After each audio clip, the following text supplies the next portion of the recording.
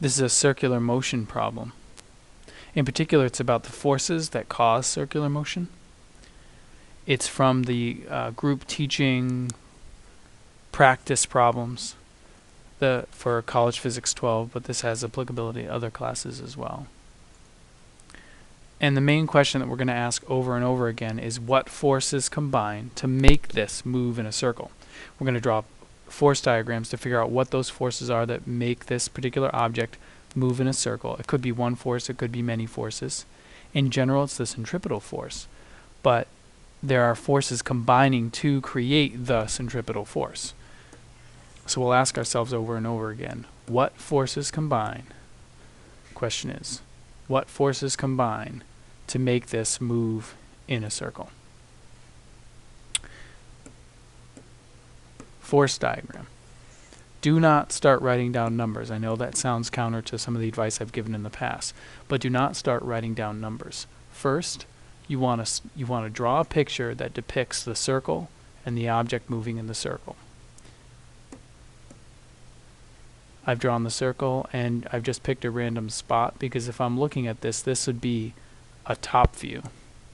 This would be a top view.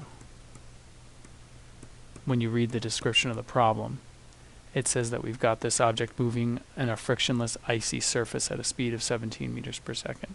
So we know that if it's on a surface, we'd have to look down on it. And this particular force would be tension. This would be F sub t. This would be tension. And we want to find the acceleration, and we want to find the tension in the string. So to find the acceleration,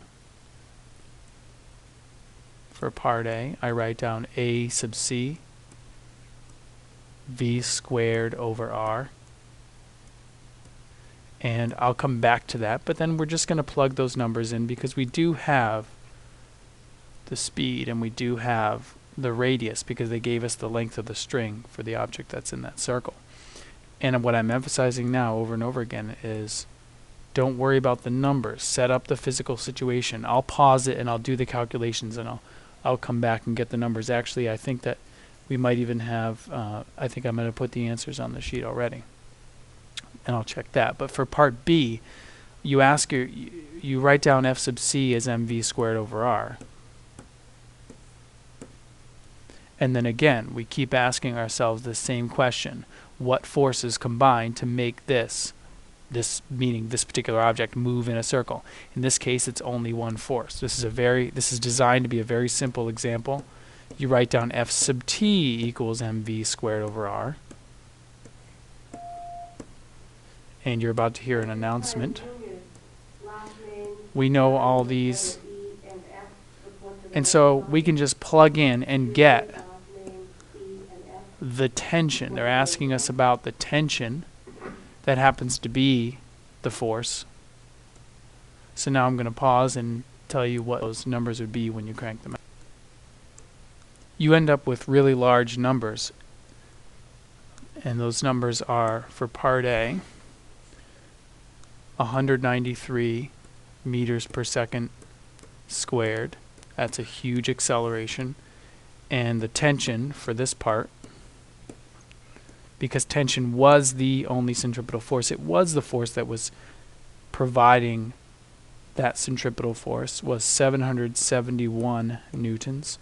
And the reason these are such large numbers is because if you look at the values that were given, 4 kilograms is not a tiny object. That's like a couple of books. That's a pretty short string. And most importantly, 17 meters per second is really fast for an object whipping around in a circle. So, the moral of the story is figure out what the forces are that are operating, like I did here.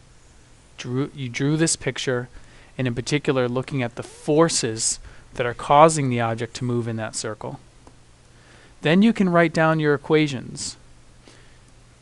The acceleration was just kind of a warm-up. Most of these problems center around this equation, and in particular looking at what force provides that centripetal force. In this case, it was only tension.